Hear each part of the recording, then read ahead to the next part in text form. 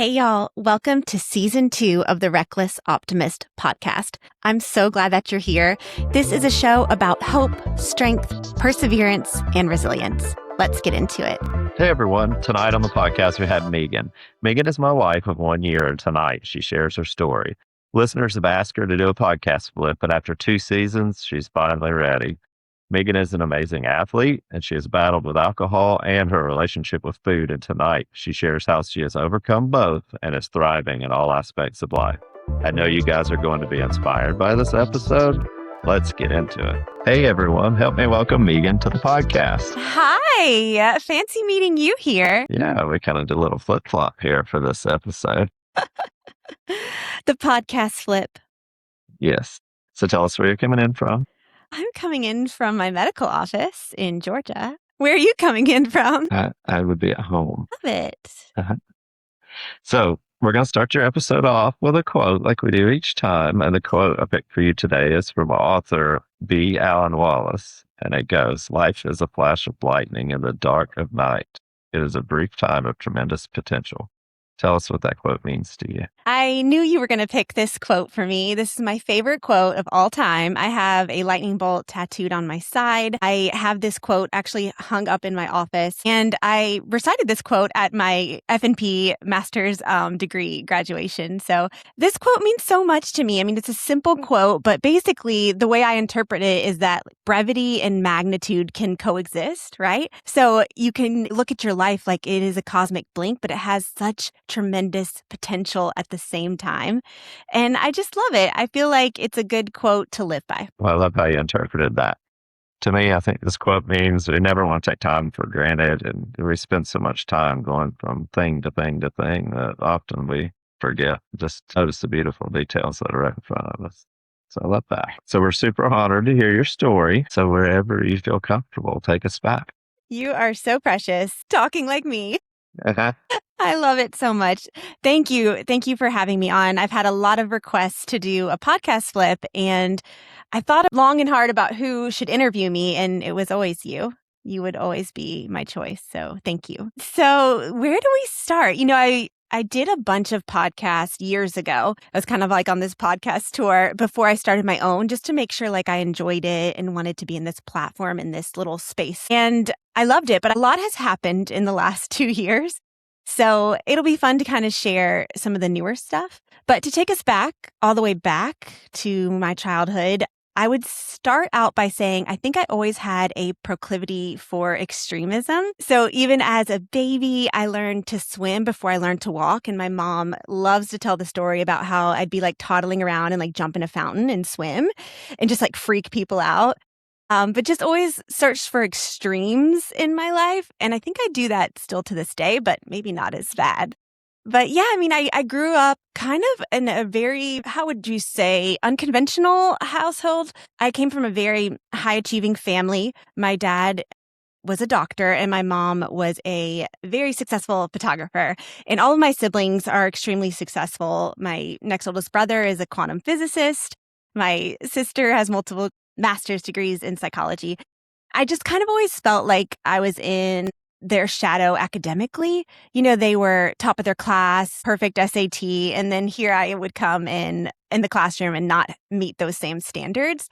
But, you know, I had my own strengths. But yeah, so we moved around a lot. And that, you know, I think was a good thing and a bad thing. My dad was a doctor for the Air Force and eventually ended up getting a job, kind of a top secret job for the government when I was about 8 years old.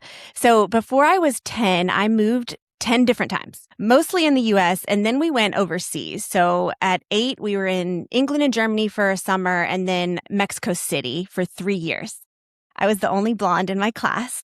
And I was fluent in Spanish. I loved living in Mexico. It was amazing to see the culture. You know, we had, I guess you would call her a live-in nanny that lived with us. And she had 2 little girls and they were my age. And I wanted to play with them. So I had to learn their language. So I became fluent in Spanish and just loved everything about living in Mexico. But at this point, this is kind of where the cracks in my family started. So, you know, when you're a kid, you don't really realize what's going on. You know, you think everything is fine. And then you start to notice like the energy in the house is shifting. And while my dad was an amazing father to me, he wasn't the best husband. And so he ended up having an extramarital affair, which caused a crack in our family. And my mom and me and all the kids ended up moving back stateside. We had a summer home in a very rural town in Georgia, in Rabun County. So at age 10, my parents were divorced and we were kind of uprooted out of what I thought was a really happy life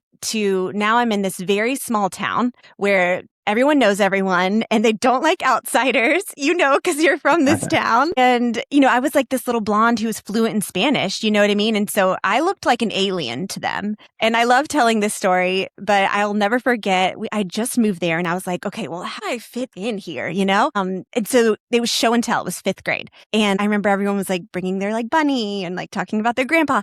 And I come up and I wear this authentic Mexican dress and I do this Mexican dance that I learned in Mexico with a glass of water on my head with this like beautiful music. And I remember when I finished this dance, it was like crickets. People were looking at me like I was a freak. And I learned that that is not how you fit in that county. But anyway, it's an amazing place actually to grow up. It's beautiful, salt of the earth people. I started playing sports and eventually I was accepted. But yeah, I think if we're going back to where some cracks started, I think the divorce, it's not really how the divorce that impacts children. It's how the parents react to the divorce, right? So I think I noticed that my perfect little family was not that and it had not been that. And there was a lot of secrets going on with my dad's job and with his life. And so, when everything is out of control in your life, you control what you can. And so that became eating for me. I mean, at a very young age, like 9, 10, I had a pretty severe eating disorder. I say that now. At the time, I didn't think it was. But looking back, I mean, to be that age and doing those behaviors is extremely alarming. I mean, I would completely restrict. I would not eat for days. I remember I would come home and I would just eat garlic salt. Like there would be garlic salt in my cabinet and I would just eat that, I think, just to like stabilize myself. And, I had gone through many phases as kids do of being really little and, when you start to get your cycle and having little, chubbier stages. And I had been bullied, for my weight when I was in those chubby stages. And I think that was like at the forefront of my mind. Well, that's something I can work on, right? And then, eventually at age 10, that became like binging and purging, which is a really weird, twisted way to feel a sense of accomplishment as a child. And this eating disorder lasted pretty severe up until about 16. But anyway, other things that happened were I found alcohol, right? So, in this county, it's moonshine, right? And it really, it's kind of innocent, right? We were like in fields drinking, whatever. But yeah, 13, started drinking pretty heavy. I mean, I went straight to aftershock. Do you remember what that was? Oh, yeah. Yeah. Definitely. Had like the crystals in the bottom, tasted like big red gum. So yeah, that was my first drink was aftershock, like drunk, like very drunk. Like it was a wild night. I got punched in the face. It was bleeding everywhere. I like snuck out. Somebody had a sawed off shotgun. Like it's a very Rabun County story. But yeah, I mean, I think I learned that I was such like a struggle with perfectionism, which is so funny because it's actually really boring to be perfect. And this is my 41-year-old self saying that. If I could go back in time, that is exactly what I would tell that little girl. Like perfect is boring. And also perfectionism is driven by shame. It's about what I do, not who I am. Anyway, that's perfectionism has been a lifelong journey trying to treat that. But I think I had this like, I am a good girl and I want to be a rebel, fighting a lot of the time. And I was good. I played sports and I was, relatively smart, which I tried. I had to try hard to make grades. It did not come naturally to me. But anyway, I think when I would drink, it was like, okay, I can be reckless, like this is fun, and kind of numb all those self-deprecating thoughts that I had. But anyway, let's fast forward. So I ended up being kind of recruited by the lovely Coach James. May he rest in peace. You know who I'm talking about, a wonderful man from our town. He saw me running laps around the soccer field and he was like, you look like a good runner. You have good form, and I'd been a runner when I was younger, just kind of here and there with my dad because he was such a good runner. And he said, you should come out for the track team. I had just played soccer at that time. So I ended up playing 2 sports at the same time and turned out to be a pretty good distance runner, the mile and the 2 mile. And this really helped me, I think, kind of come out of my eating disorder. I really owe a lot of that to Coach James. And I wish I could tell him that. Hopefully he hears me telling that part of the story. He really helped me with my self-confidence. And I think running is a really great way for you to switch that achievement because you can control your effort and you can somewhat control the result of running, which is a beautiful thing about the sport.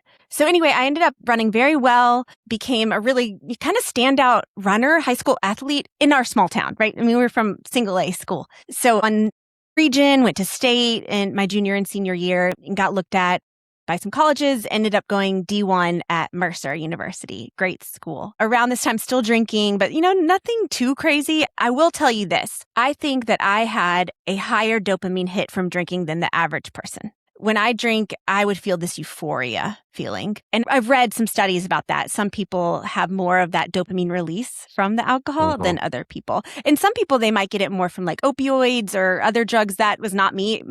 Was always alcohol. It would always give me these big rushes where I like didn't want to go to bed and didn't want to stop, I didn't have a stopping point. So anyway, I go to college and I go from being like this big fish, little pond to little fish, big pond. And I think it really took a number to my ego, which probably needed to be checked, honestly. And I went from, winning all of my races to running D1 and literally coming in last place in these races. I had lost my passion for the sport. I was drinking way too much. It wasn't my passion anymore. I think I'd switched my passion to alcohol and partying and being a sorority girl. And, this part of the story makes me really sad, but my dad was a huge influence in my life in many ways. And he came to watch me before he got sick at a race. It was in Athens, actually. It was UGA, Alabama, and Mercer. And I got dead last. He had flown to watch me in this race. And the cop car was behind me. That's how dead last I was. And that was the last race he ever saw me run. And I hate that. I know he's smiling down on me now, but yeah, that part stuck with me. Anyway, so fast forward, I'm in college, drinking a lot, running terribly. And I think I had always identified as the girl that was a good runner. And now I was a bad runner, right? And so I think there was this crack in my identity, which caused more things to happen. So I ended up getting into a pretty tumultuous relationship with a much older man. I think he was 18. I think he was 30. Just really knocked me down even further. He had a lot of mental health problems. And I was just like a punching bag for him. So that kind of threw me off even more. Drinking was an escape and it just got worse and worse. And I ended up moving away. I ended up just leaving. I was like, I'm leaving this town. I think you move away and all your problems will be fixed. It's not true, but it temporarily helped. I moved to Montana. I went to Montana State. I stopped running after 2 years and just did not run again. I stopped. I broke up with the sport and broke up with the boy. And I actually really enjoyed living in Montana. I remember I was studying classical music. I was just trying on different hats, snowboarding and hiking. And I made some really good friends out there, but I ran out of money and I had to come back to Georgia. And when you're 21, you make dumb decisions, right? And the second I moved back, I got back with the older guy and just this downward spiral. And he really took a toll on my self-confidence, which was already pretty weak anyway. So, that was tumultuous. I ended up getting into some legal trouble when I was 21. My face was on the front page of the Raven County newspaper for something I'm not proud of. And, that was definitely a low in my life. And it did change me in some ways. I ended up breaking up with him again, that older man, moving to Atlanta and really restarting my life. I think that's a point in my life where I kind of got back on track. So I wasn't running. I ended up, I was kind of flunking out of school, got back into school, started working hard, ended up meeting my first husband, and it was just fast. Like I said, extremism, right? So got married after, a year, had a baby, just trying to fast forward through life, I think. But overall, the drinking had been kind of on the back burner. I had put that to rest after I'd gotten into some trouble. And, I wouldn't say it was a healthy relationship, but it definitely had dimmed down. So, didn't drink at all during my pregnancy. I got pregnant at 24. I'd been married for 2 seconds. I was a baby. All of my friends would have never guessed that I would be the first one to have the baby. I was a baby, very immature. So I ended up having Brooklyn, my first daughter, very young. And I had really bad postpartum anxiety. So there's postpartum depression and then there's postpartum anxiety. I was not sad. I had very intrusive thoughts. And after I stopped breastfeeding her, I would use wine. This was like the height of mommy wine culture, right? Where it's that kind of targeted marketing. Moms are cool. Moms who drink are cool. It's wine at all the play dates. And I clung to that. And so Chardonnay and Pinot Grigio became my best friend. And, it started out rather slowly, a drink here, 2 drinks here. And I've talked about this before. I had this like pivotal moment, kind of like foreshadowing, where I was rocking Brooklyn. I can still picture, I was rocking her to sleep. And she was about 1, and I could see my glass of wine on the counter. And I remember thinking, I've had like 3 glasses of wine every night, and I'm 24. What trajectory is this going? Like, I could almost see the future. So anyway, fast forward, still not running a whole lot. I had sort of gotten into like ultras. Ultra running was kind of booming at that time, just coming onto the scene. And I threw myself into some long distance races, which was really fun after being a competitive like road runner and cross country runner, to kind of go to that more laid back world of ultra running. And, I actually ended up winning some really cool like local races. I won like an 8-hour event. I got third in a 100-mile, did a bunch of 50s. And that was fun to kind of reestablish my relationship with running after I had taken a break. But around age 30, my dad had been diagnosed with Alzheimer's when I was around 20. So it was a long, long, long goodbye. And I was his caregiver. I would take him to races when he could still run. And we were best friends. But he ultimately ended up passing away when I was 30. At the same time, I delivered my twins. So I had just had baby twins, my second and third child, and my father passed away. And try not to cry during this part, but I think when you watch someone that you love pass away right before your eyes, because I was holding his hand and talking to him, and there was so much I wanted to tell him, and so much, I knew he was in pain, but I still didn't want him to go. It's like this weird feeling. But anyway, you're never the same. You're never the same. You're different after that when you lose someone that you love. Anyway, that really snowballed me. So, postpartum anxiety with the twins, a very rocky marriage, which I'll share some of that in this podcast with some caution, because I do think that my ex-husband is trying to live a good life now and he's making some healthy changes. And I think that's great. But our marriage, if I had to use one word to describe it, was wrong. It was just wrong from the beginning. And my fault in that is that we started dating when I was a drinker, and that's not who I am. Like at my core, who I was when I was drinking is not who I actually am.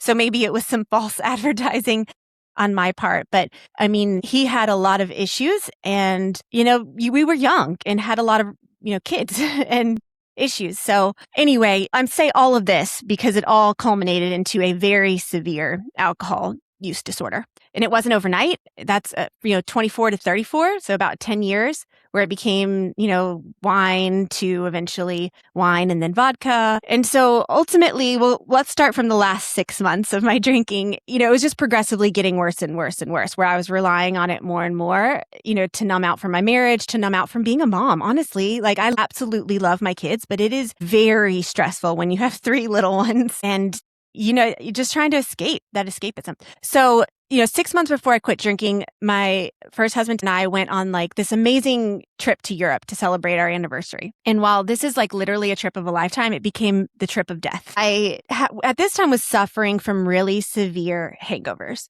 You can be the best version of yourself or you can be hungover, but you can't be both. And I was a very bad version of myself. I couldn't get out of bed. So if I was hungover, I would lay in bed for like 3 days, like could not function, which was not good when you have little children, right? So we go to Europe and I don't have time to be hungover because we're bouncing from city to city. So I had never done this before, but I learned to drink in the morning on that trip. Okay, so I have to be in a new city. I'm just going to start drinking because how can I power through this hangover? So I drank extremely heavy for 10 days straight, like no stops, 24/7. Limoncello, they'd like push it down your throat in Italy. And so, yeah, it was bad. The first 3 days was fine. The rest of it was a blur.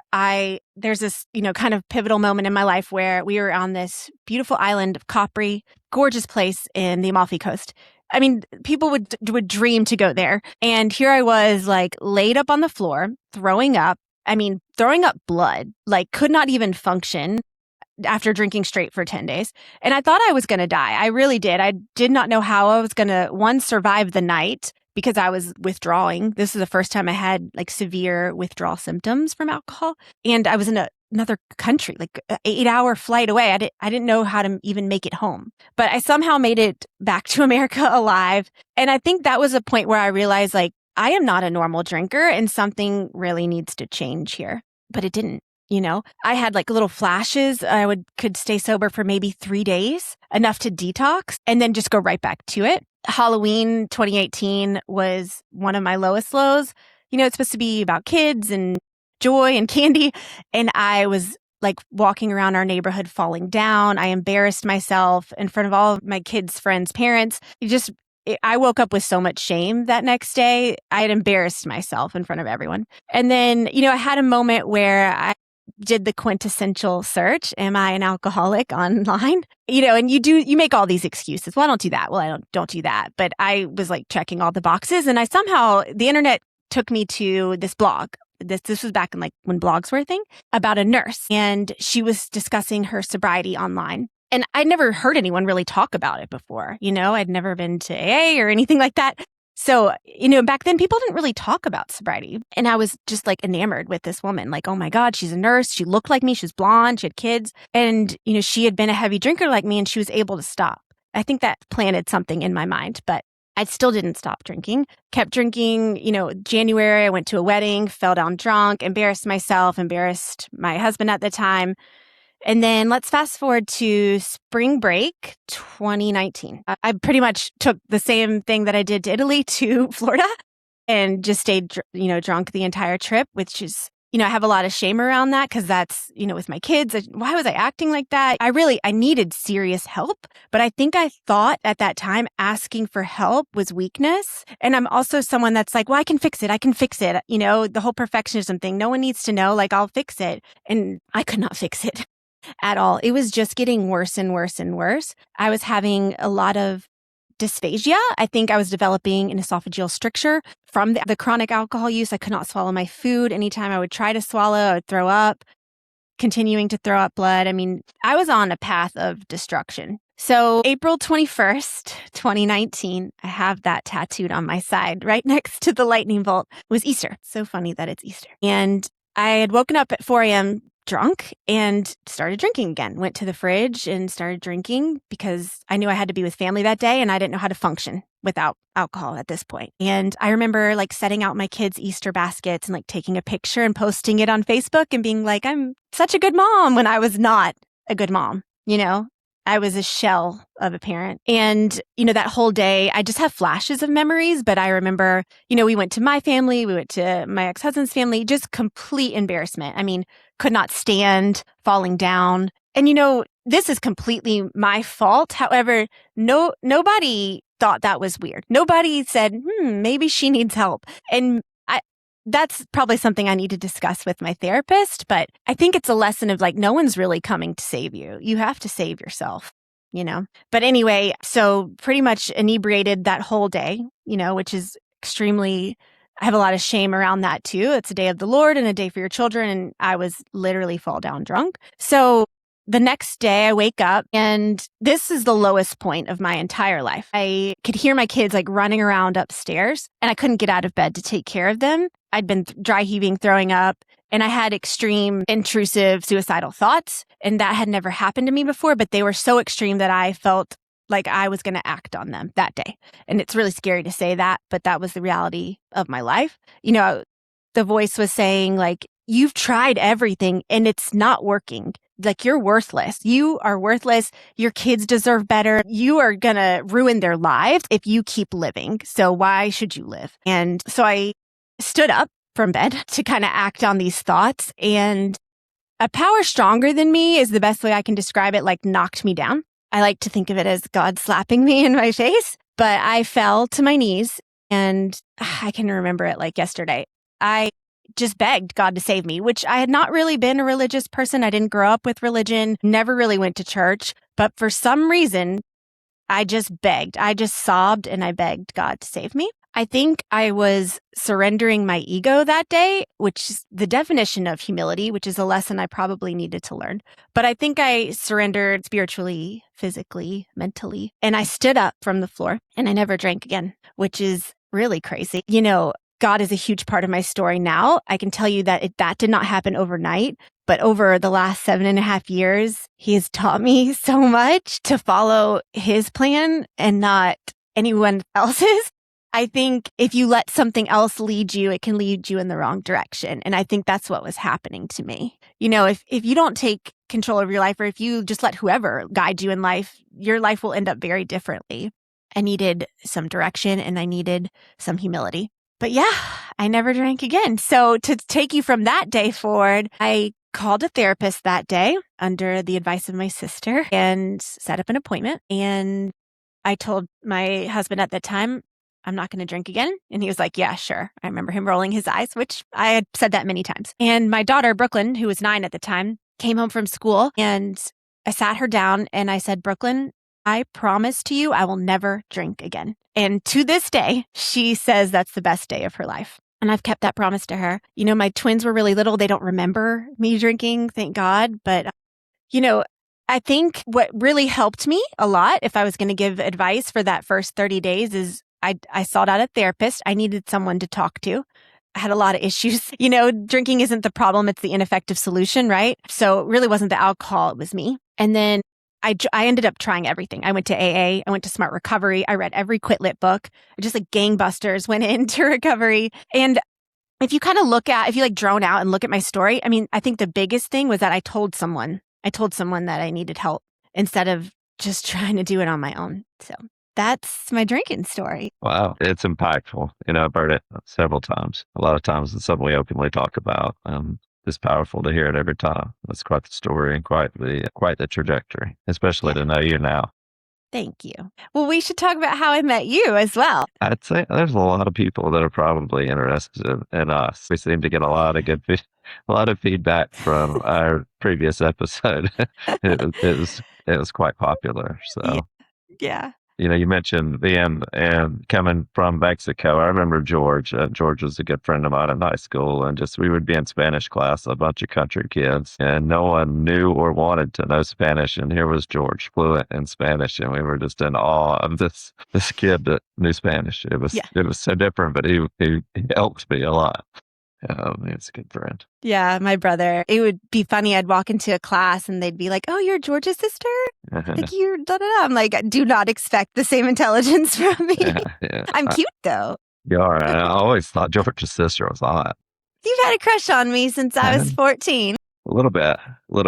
So yeah, our story is really cute. So to kind of bring everyone up to date on how you're here. So, I got sober and my husband at that time was not sober, right? And I think I was trying to lead by example. I never pushed it on him. I always just thought, first I had to fix myself. It's kind of just like, let's fix me first. And, 2019 to 2023, a lot happened in our marriage. I think I grew in a different way. And I think the sobriety gave me the clarity to really see the cracks in our marriage. Our foundation was completely cracked down the middle. And some really bad things happened. And there was a point in October of 2023 where almost like the moment I had with sobriety where it was a boiling point and I could not go back to that marriage. And I left. I had told him I was going to leave multiple times, but this time I meant it and I did. And that is something I'm extremely proud of, even though that's probably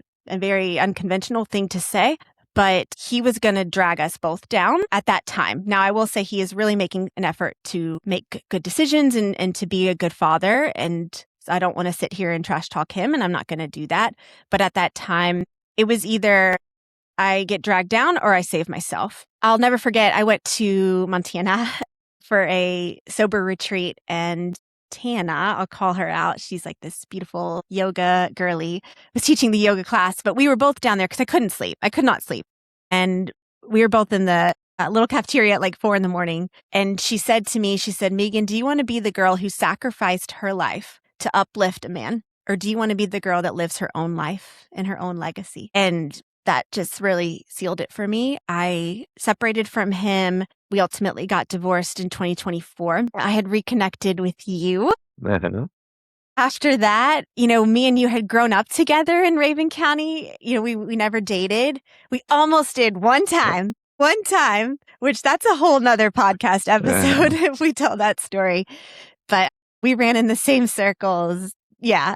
We could have dated, but we didn't. We never got the chance to back then. I had a crush on you and you had a crush on me, but it never came to fruition until our 40s. But yeah, I mean, I think if I could describe it, my first husband looked through me and you look at me, you see me. And I think there are certain people out there that can help you become the best version of yourself. And you are that for me. You have a really strong faith in God. You have very good core values. You teach me so much.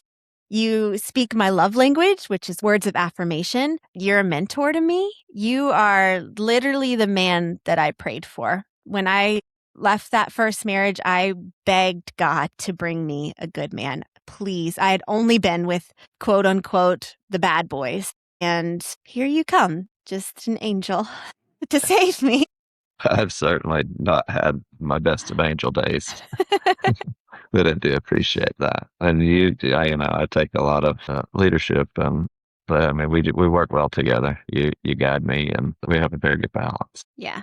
Well, and we communicate. I think that's a big thing. I think that was a big thing that was lacking in my first marriage was we were literally on different energy frequencies, right? Especially after I got sober. And so there was so much miscommunication going on that just piled and piled and piled, right? And it was just like Groundhog Day every day, And I think that me and you both have learned a lot from our first marriage. The mistakes that I made a lot of mistakes, and I'm learning from those to not do those same mistakes now in my second marriage. Yeah, absolutely. It's funny how it just seems that some of those are things you learn about yourself through life lessons, and they never were the other person. They were just, those might have been triggers for just things we want to fix with ourselves. So I have a few follow-up questions for you. Back to your eating disorder and body image and the struggles you had there. How do you feel like healing your relationship with food has made you a better athlete? That is a really, really good question. To kind of bring it back to the eating disorder, I've had a few guests on my show that have had eating disorders, and I've really learned a lot about them. And you actually never really heal from them completely. They can go dormant, and mine did for many years. And when I went through my divorce, it came back full swing, which was really scary to experience that. I was controlling, restricting my food. I ended up going plant-based, which was really helpful for me. I will say when I got sober, I swapped alcohol for sugar and I gained a lot of weight. People think when you get sober, you're going to be, super lean and fit. No, not me. I gained about 60 pounds and I'm short. So it was pretty noticeable, and I didn't even care at the time. I was just so thankful to be alive. I was so thankful to not be waking up hungover. So I had a lot of compassion for myself that I was a little bit thicker, which was fine. And you can only chase one rabbit at a time, right? So I tabled the weight and I was like, I'll deal with that later. Let's get sober, have long-lasting sobriety first. So, after about 6 years of sobriety, five years, I developed severe asthma, I think from having a lot of weight on my chest. And so going plant-based really helped get that weight off. I think I took it too far in 2024 when I was going through my divorce, lost way too much weight. And I was having like syncopal episodes, passing out. My daughters were noticing, and that it really scared me that they noticed that because that's not the example that I want to show my girls. And I had just started getting back into running after taking many years off, running competitively when I turned 40. And I noticed my workouts, I at first you get this like little honeymoon phase when you start losing weight where you're running great. And then you start to bonk your workouts because you're not fueled. And that happened to me. I had a honeymoon phase and then I was like bonking everything. So I learned that what you eat actually matters for your athletic performance. And so I had a girl on, Amy, she goes by Tink, on my show a few weeks ago. And I loved how she talked about, you can't expect to be perfect from your eating disorder as long as you're taking more steps away from it than you are towards it.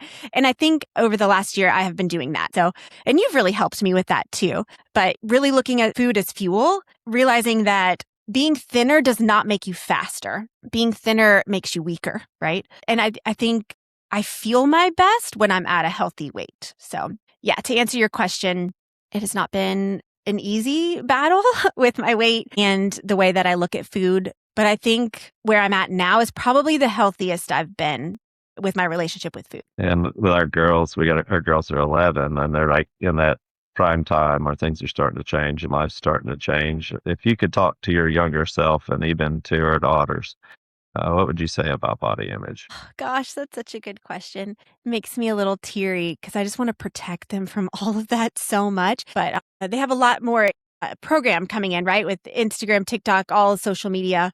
They can be influenced very easily. So yeah, to be a good role model to them, we try to really not say certain words or focus on someone's appearance. When we step on the scale, we talk about how strong we are, not how much we weigh, using numbers. And then just really eating healthy and exercising, but not doing either to the extreme, right? Absolutely. I love that. It's so hard as parents. I suffer with perfectionism as well, and I just want to get it right. I don't want to mess up and sometimes overthink it. So that's great Yeah. advice. Parenting is the hardest job I've ever had. But we can't be perfect. It's inhuman to be perfect. It's impossible. And then in the weight loss, I mean, you lost 50 pounds with good diet and exercise, no medication. What do you find that people get wrong as a medical provider, even they get wrong about sustainable weight loss? Yeah, love that question. Because I am a medical provider, nurse practitioner here in Georgia, and I help people with weight loss, right? I prescribe GLP-1s, and I also am happy to help any patient who does not want to take medicine. It's not easy to lose weight. It's actually very hard to lose weight, especially if you've been overweight for many years. Your body craves homeostasis, so it wants to stay there. Your cells want to stay that size. So in some people who've tried everything, medication might be an option for them to kind of kickstart their weight loss journey.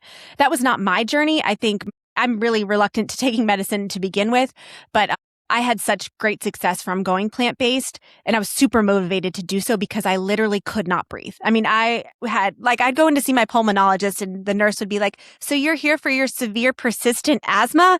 Yes, I am. I'm doing breathing treatments every 4 hours, So I think I had a push a little more than others because it was affecting my health so much, where other people may not. But, I think with weight loss, kind of like with alcohol too, like you have got to really look at your relationship with food, right? What is causing you to overeat? What is causing you to snack? What is causing you to use food in this numbing way can really help kind of reshift your relationship with food. Exercise is awesome, especially at my age. We need to have strong, bones and muscles going into menopause, but you lose weight in the kitchen. You lose all of your weight through your diet, not through exercise. Absolutely. And then last question before our lightning round. You were a Division I runner in college. What has master's running given you that college running never did?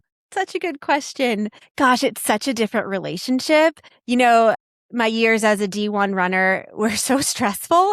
We had 4 a.m. practice, 4 p.m. practice.